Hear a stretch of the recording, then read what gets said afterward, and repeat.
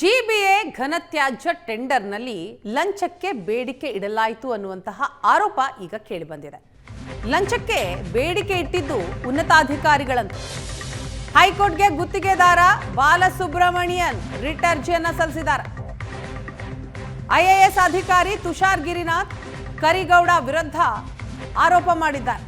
C V Raman ನಗರದ ಘನತ್ಯಾಜ್ಯ tender ಅಂಗೀಕರಿಸಿದ್ರು, ಆದರೆ ಮಾರ್ಟ್ನಲ್ಲಿ ಕೆಲ ಬಾಧ್ಯತೆ ಪೂರೈಸುವಂತೆ ಕರಿಗೌಡ ಸೂಚನೆಯನ್ನ ಕೊಟ್ಟರಂತೆ.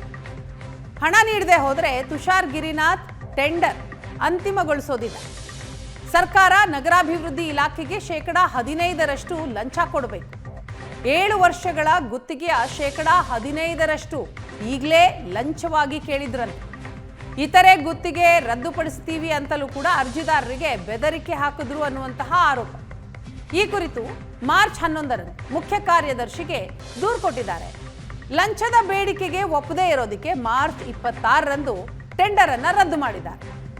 ಗುತ್ತಿಗೆದಾರರ ಪರ ವಕೀಲರ ವಾದಕ್ಕೆ ಎಜಿ ಶಶಿಕಿರಣ್ ಶೆಟ್ಟಿ ತೀವ್ರ ಆಕ್ಷೇಪ ವ್ಯಕ್ತಪಡಿಸಿದ್ದಾರೆ. ಮಾರ್ಚ್ 10ರಂದು ಅಧಿಕಾರಿ ಬೆಂಗಳೂರಿನಲ್ಲಿ ಇರಲಿಲ್ಲ, ದೆಹಲಿಯಲ್ಲಿದ್ದರು. ಆ ದಿನ ದೆಹಲಿಯಲ್ಲಿದ್ದದ್ದಕ್ಕೆ ಪ್ರಯಾಣದ ಬೋರ್ಡಿಂಗ್ ಪಾಸ್ ಇದೆ. ಹಿರಿಯ ಐಎಎಸ್ ಅಧಿಕಾರಿಗಳ ಮೇಲೆಯೇ ಆರೋಪ ಮಾಡಿದ್ದಾರೆ. ಸುಳ್ಳು ಆರೋಪ ಇದು. ಹಾಗಾಗಿ ರಿಟ್ ಅರ್ಜಿ ವಜಾಗೊಳಿಸಬೇಕು ಅಂತ ಮನವಿ ಮಾಡಿದ್ದಾರೆ. ವಿಚಾರಣೆ ಇಂದಿಗೆ ಮುಂದೂಡಲಾಗಿದೆ. ಹೈಕೋರ್ಟ್ ಏಕಸದಸ್ಯ ಪೀಠದಲ್ಲಿ ನಡೀತಾ ಇರುವಂತಹ ವಿಚಾರಣೆ ಇವತ್ತಿಗೆ ವಿಚಾರಣೆಯನ್ನ ಮುಂದೂಡಲಾಗಿದೆ.